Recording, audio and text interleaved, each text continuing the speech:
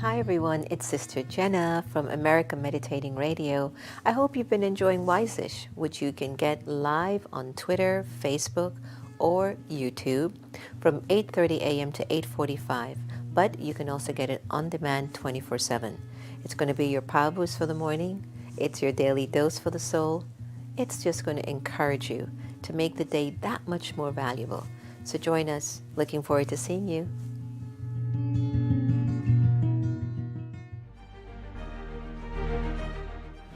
Hi everyone, I'm Sister Jenna. Welcome to our special Zoom meditation segments. Look, it's no joke. Things are kind of weird. It's just weird.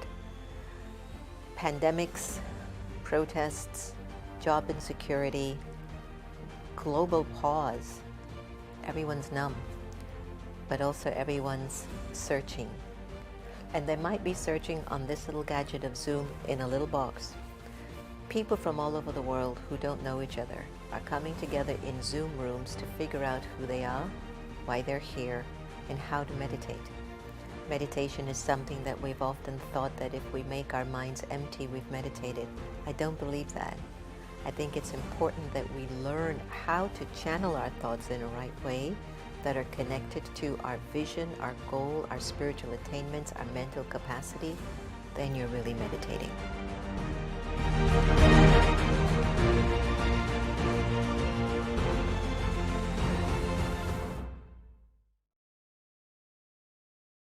To Wise-ish, your morning power boost. I'm your host, Sister Jenna.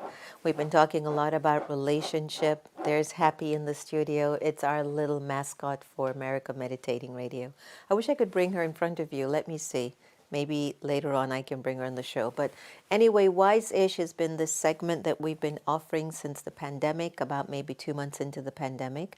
And we felt like it was really important to reconnect to our incredible fans and audience. And for those of you who are just totally in love with America Meditating Podcast, thank you. Thank you, thank you, thank you, thank you, thank you. I have to tell you, that started over 7 years ago, where Sister Gita, who's my mother, was recovering from cancer, and she was kind of lying around, and we were like, come on, there's so much that you can do. And we started that podcast not knowing that 7 years later, we would be 1,500 shows done, 7 retreats done, production of about 3 meditation CDs done, and the production of 2 television productions. Wow. Soul Talk and this upcoming one called Zoom Meditation. When something is auspicious, there's some energy in it. And I really, really invite you to think about that when it comes on to the relationship of money. Because everything requires money, right? It seems like, to run a radio show requires money. To promote the radio show requires money. To pay people who are doing editing and marketing and digital work requires money. To pay for the network requires money. Everything requires money. But we never went into the radio show thinking about that. We went into America Meditating thinking about the service it's going to be offering our humanity and the service that it was going to offer Sister Gita. So, of course, as you can see, 2-3 weeks later when we started it, she never really took it over. She left it in my hands. And I'm such a stickler to stay committed to things that I'm not somebody who just starts something and just leaves it there half done. You know, you'll very rarely ever, if I've even known myself, I start something and halfway it's just left there. Because I feel like that's a drainage of energy that pulls away my abundance of spirit. And today we're talking about relationship of money. We've spoken about service, we've talking about relationship with ourselves, with people. But what about money? It's a really volatile time. This pandemic is no joke. It has us all looking at ourselves in ways we haven't before. Now, for those of us who had issues with money before the pandemic, it might be a little bit harder even now. But I'll tell you my personal experience where that's concerned. 1, I've often thought much, much more than what is my reality. That's 1. And I don't do it to stress myself out. I do it to keep me optimized. I don't do it because it's my desire. I do it to keep myself optimized. I don't do it because the other person has that much money and I want what they have. No. I keep myself at a higher level to keep I, the soul, optimized Because if I don't, I'll just sit back and feel like I'm drowning, like I'm going down a downward spiral. So one of the laws of the universe I'd like to invite you to really sink into is to always understand that the universe is abundant and big and always wants you to have more. So if you're living your life and you're getting less, you have to think for yourself, where or what am I rooted in? Like, where am I rooted in with my thoughts? Do I think that I'm less than worthy? Do I think that I don't deserve much? Do I think I don't have the strength or the capacity to do it? Then why are you looking at things that make you want it? Let's say you don't think you have the energy to buy a new car, then why are you looking at new cars? If you're looking at a new car, connect the thought that says, one day I'm going to get that, And money is an energy. It's not necessarily money that you want, but you want to be able to have a relationship with the energy behind multiplying money. So what I've learned from my friend Ken Honda, who has this whole thing about happiness money, he says that whenever you're earning money, have the consciousness of arigato. Thank you, thank you, thank you. And when you're even spending money, have the consciousness of arigato. Thank you, thank you, thank you, thank you. This attitude of gratitude, when it comes on to your impression, your interpretation about money, is huge in how it comes or how it leaves you. I remembered once telling a student, money has to leave you. So if you're planning to let it leave you, then donate. Donate it to a cause that's good. He never understood it until one day he was in a very, very bad situation. And with his court case, he had to spend over $250,000, almost $500,000 on his court case. And even though he went to prison, he came back to me and he said, you were right. Money had to leave my hands. And I said, yes, because it has to go, it has to find a way. So like energetically, if it is that way, which you don't feel a return, why don't you do it in a way that you feel the return? So when it comes to having this relationship, it is important that you bring the best of your understanding that the money doesn't define you, but you define money by the way you look at it as a consciousness, the way you earn it, and the way you spend it. Also, you've got to be really, really mindful as to where you're putting your money nowadays, because every dollar has always mattered, but now every cent matters. You got to think about why you really think you want something in particular, because maybe you really don't want it, and you could actually curtail.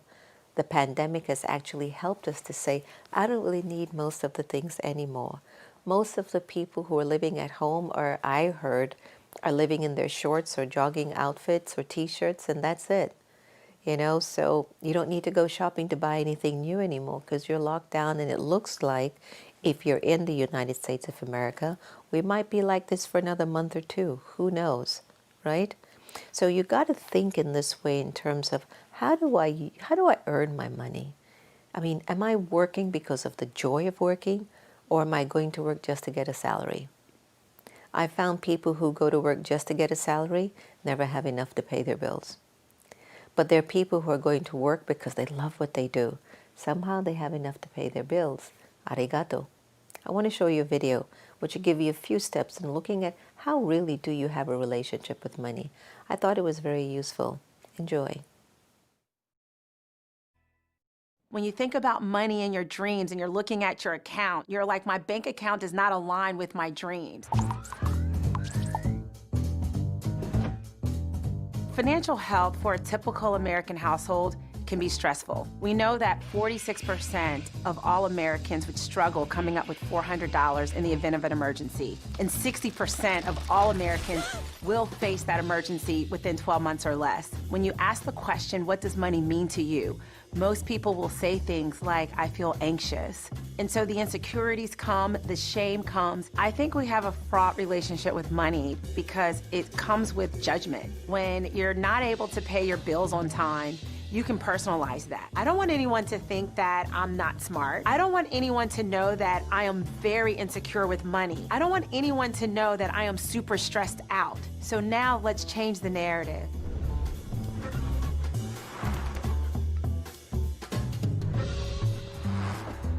You can't do it alone.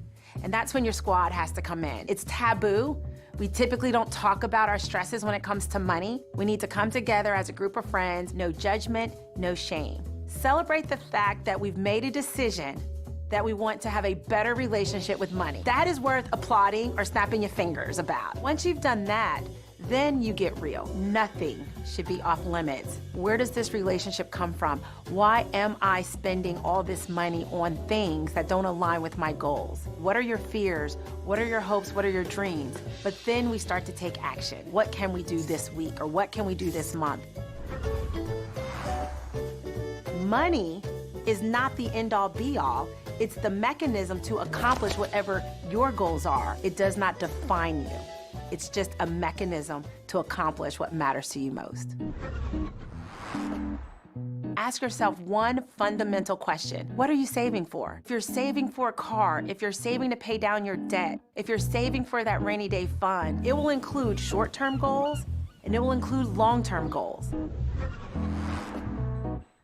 Visualize what you're really trying to accomplish. A vision board is a visual representation of what you're saving for. So if we break it down, go get a poster board. Get your markers, get your glitter, take magazine pictures, cut it all out. Have that picture of that great trip. Have the picture of you paying down your student debt. The vision board sounds like, oh, how can that really help? The point is your goals need to align with your behaviors. And the vision board is really a representation of where you want to go.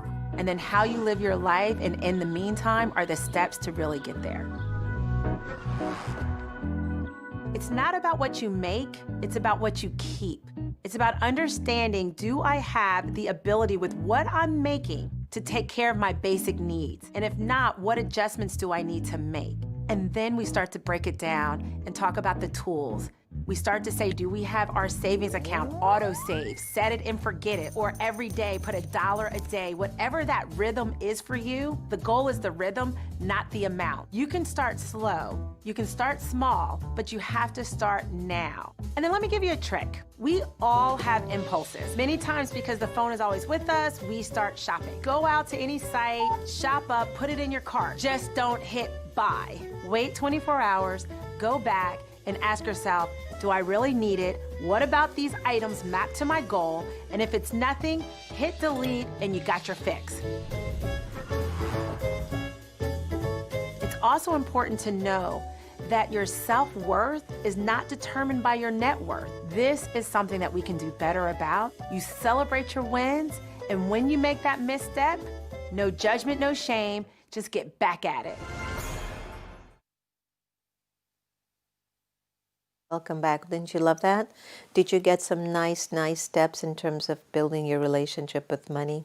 I hope you did. And that was your power boost for the day. And here's your blessing.